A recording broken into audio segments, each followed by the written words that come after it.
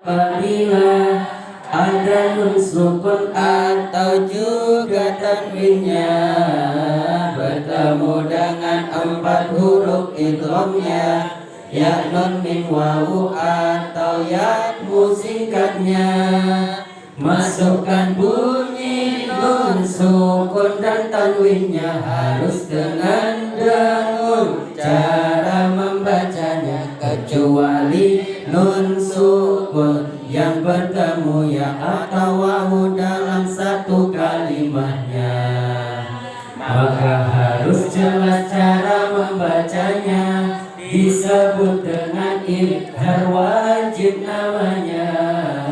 Idgham bila guna itu jika ada nun sukun tanwin bertemu lam dan roknya, harus masukkan nun sukun dan tanwinnya, tidak usah dengan dengung bacaannya. Jika ada nun sukun atau tanwinnya bertemu bak disebut iklab namanya.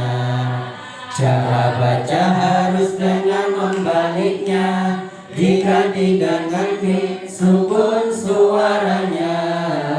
Ikhfa itu jika nun sukun tanwinnya bertemu 15 jumlahnya. Huruf ikhfa itu ta, sa, jim, dal, ta, ja, sin, sin, son, dot, to, ro, fa, qaf, nun, kaf, kaf. Harus baca dengan dan menyamakannya, dibagi menjadi 3 tingkatannya. Nafasnya habis nih kan. Nah, lasta alaihim bimusaitir, ya. Mim sukun bertemu dengan ba. Kemudian idgham mimi ataupun ada yang juga menyebutnya idgham misli karena huruf yang sama. Mim bertemu dengan mim. Atau amahum min ju'in. Ya. Kemudian ada juga idgham syafawi. Mim sukun bertemu selain mim dan ba. Semoga ini juga sampun sangat memahami ya, karena jenengan yang sudah lama terjun di bidangnya. Kemudian penerapannya di kelas 6 ada bacaan gunnah. Nah, ini yang tadi nadamnya cuma ada 1. Ini kita ulang-ulang berkali-kali dengan lagu yang tadi. Terus masih dengan bacaan gunnah, kita ulang-ulang meskipun 4 kali, insya Allah anak-anak tetap nyaman. Gunnah adalah jika ada mim dan sukun yang ditasydid, cara baca harus dengung. Gunnah adalah jika ada mim dan nun yang ditasydid, cara baca harus dengung. Gunnah adalah jika ada mim dan nun yang ditasydid, cara baca harus dengung. Gunnah adalah jika ada mim dan nun yang ditasydid, cara baca harus dengung.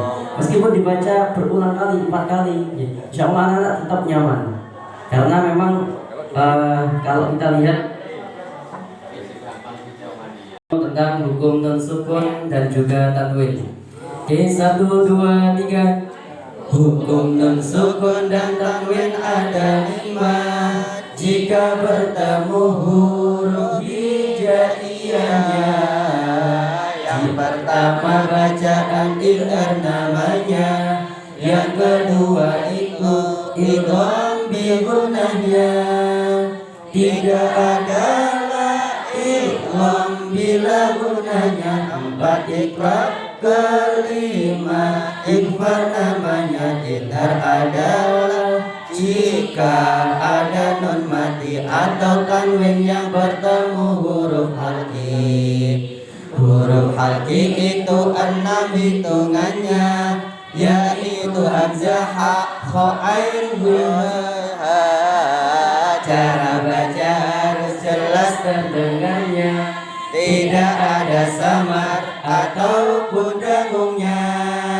Idgham bi gunnah ialah apabila ada nun sukun atau juga tanwinnya bertemu dengan dengan 4 huruf idghamnya ya nun mim wawu atau yanmu singkatnya.